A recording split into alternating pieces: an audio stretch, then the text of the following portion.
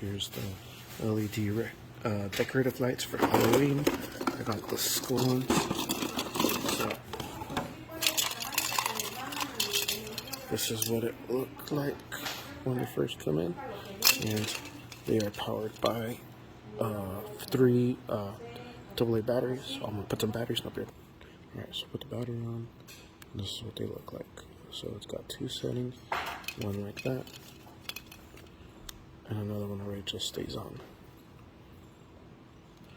And this is what the skull looks like. It's hard to see. Let's see, there we go. So this is what the skull looks like. Yeah.